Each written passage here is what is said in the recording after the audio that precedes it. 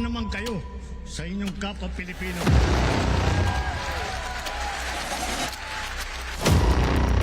Pinastos pa nila ako.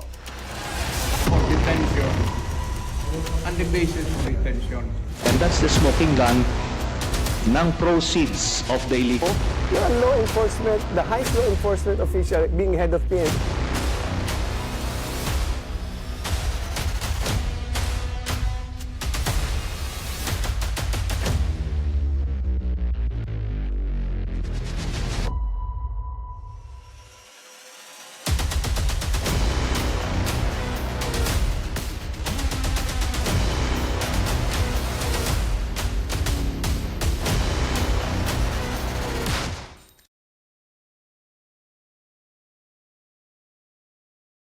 I think, I wanted to go dito sa recent lang, is a debate between, Senator Kiko Pangilinan and, Senator Rodante Marcoleta. I don't know if you watched this, pero kasi parang naging issue kasi ang sinasabi ni Senator Marcoleta na wala naman nakatala sa kahit anong mapa yung coordinates, latitude at saka longitude ng EEZ natin.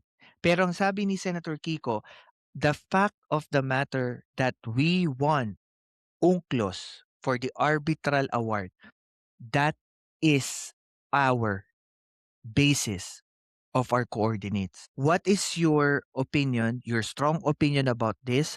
And also, ano yung ma-advise mo sa mga tao na nanonood o sumusubaybay dito sa issue ng West Philippine Sea? I think 9250 yan. Yep.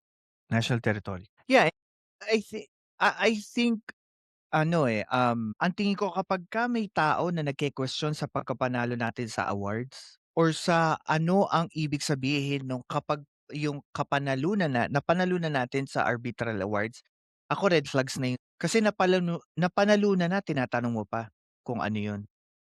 Ano naman ang gusto mo malamang totoo? And, I I I believe na yung iba dito mga propagandist sa social media, sabihin na nating bayad sila, pero nakakalungkot kasi bansa mo 'yan. Kung Pilipino kang bayaran ka ng China, nakakalungkot kasi bansa mo 'yan. Kapwa Pilipino mo nagpapakamatay, naglalayag sa karagatan na pagmamay-ari ng ating bansa. Pero dahil sa pera, kaya mo ipagkalulong ang sarili mong kababayan. OFW nga, 'di ba? Halos nagpupumiglas sila sa sama ng loob sa ginagawa ng mga Chinese, Coast Guard dito sa West Philippine Sea. Ikaw pa na nandiyan ka sa Pilipinas, 'di ba? Dahil sa konting pera, correct. Na lang, isang halimbawa yung Firi Island, I think yun yung malapit sa Recto Reef. Sabi nila lalagyan daw nila ng, parang, manned secured station for UNESCO. Pero ngayon anong nakalagay? Air and Naval Airstrip that has 6 kilometers na airstrip. Oo, ng China. Hindi ano yun. Pero yun nga, I think, we've already, provided you our opinion about this situation. Po kayong mag-alala, hindi kami titigil, ako pati yung channel ko.